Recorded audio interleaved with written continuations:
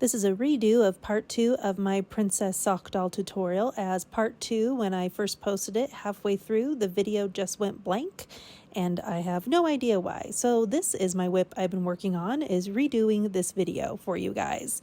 So the first thing we want to do once the sock doll is done and off of the machine is to put on the eyes.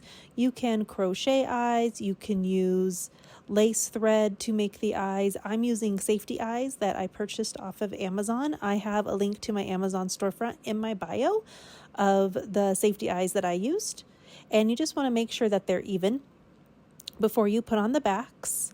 Once the backs are on, now we can go ahead and stuff the doll. I use polyfill to stuff the sock doll, and you kind of want to use a little bit more polyfill than you would kind of think to kind of make her chunky, because you'll need that to make for the definition in her arms and legs and different things. To close up the bottom so the polyfill doesn't come undone, we are going to weave in and out with the tail end of the shoe color yarn with a needle, and this will make the drawstring effect, and then you can cinch it closed and knot it. And then once I've knotted, now we're going to weave back and forth a little bit just to close it in place, knot it again. And now we're going to make the definition of her shoes. And I kind of push the polyfill around the way I like it. And now we just take again that tail end of the yarn and we start going up the middle, starting in the front, going back and forth to make a line going up to where the leg yarn starts. So we go up to that point and then we sew back down, and this is going to make the definition for her shoes. Once that's done, I knot it again. And now the option you can do is to make the straps for the shoes. You don't have to do this, but I think it makes it look really cute. I just take the tail ends of that yarn and I make like a zigzag shape going up, down, to the back, side, and middle of both shoes, going all the way around back to the front. And it just makes little straps or strap look for her shoes that I think are really cute. And it's really easy to do. If you kind of mess up making it even, it just all pulls out. So you can try it, and then it just makes little straps for the shoes. And I like putting the points higher on the side and the points go down like a V to the middle of the shoe to make her straps. Any extra yarn I pull through and cut off any extra. Now to make the definition for her legs, you're going to take the same color yarn that you used for her legs and pull it through and leave a little tail end on the back, and you just start doing the same thing. You work up the middle, starting at the middle of the shoes where you sewed it together, go up to her torso, and then sew back down, and this will create the definition for her legs. And you kind of want to pull tight so it creases that polyfill, and then if you leave a tail end of the yarn when you put it on, you'll be able to tie it down together. Next, I put on her skirt just to see where I want to make her waist. And so it's a few rows up from the bottom of where the leg and torso yarn go together. And then we're going to do the same thing like we did with the shoes. To cinch it closed, you weave the same color yarn as the torso in and out and all the way around. And then you pull it tight to create a waistband effect.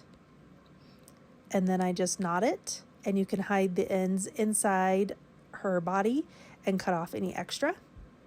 And now I'm just taking the tail ends of the working yarn. It's been knotted and I cut it off. But there's her waist. Now we're going to do her neck, and I take the same color as I did for her face, and we'll do the same thing again.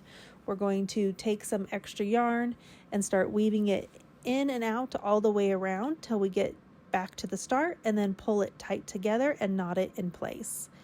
And I like to knot it down, and then you wrap the yarn around her neck a few times and pull it tight again and knot it again to create a really nice definition for her neck. And now for her hair, we're going to do a little bun. Take the tail end of the yellow yarn and do the same thing. Weave it in and out and all the way around. And then you're going to pull it down tight and knot it just like you did for her neck. And I do the same thing. I cinch it down and I knot it, and then I wrap it around a few times and knot it again to create really nice definition. And at this point, she's starting to really come together and actually look like a little doll. And then again, after you knotted and secured down that yarn, you can just put the ends through and cut off any excess of the yarn.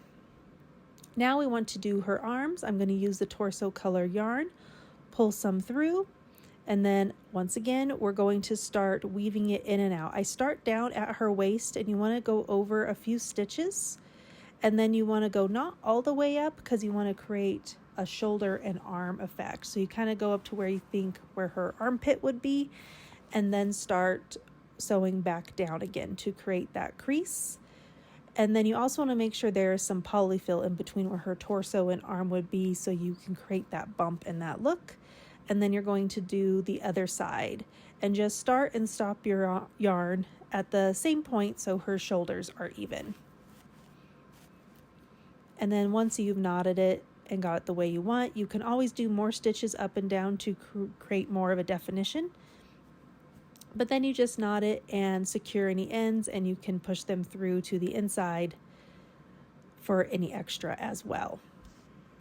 Now for her necklace, I had some of this black yarn. It's the Big Twist Value brand yarn that has some silver in it as well that gives it a little shimmer. And I just wrap that around her neck a few times, tie it in a knot, and then I just weave in the ends, put it in between, and cut off any excess. Really easy to make her necklace.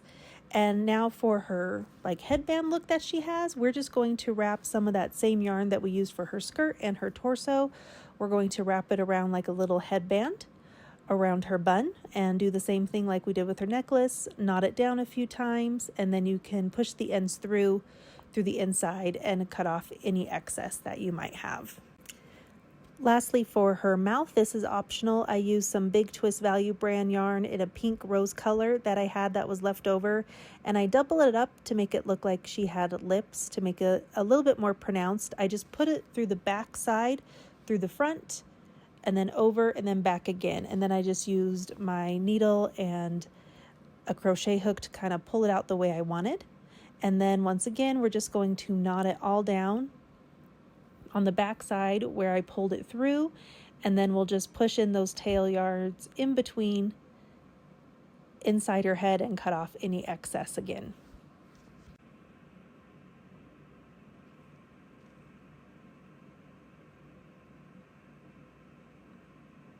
And there you have it. Our little sock doll is complete. If you have any extra tail ends, you can secure them now.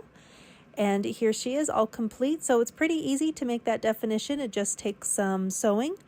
And here she is, all done. Thank you so much for watching. Please like and follow for more.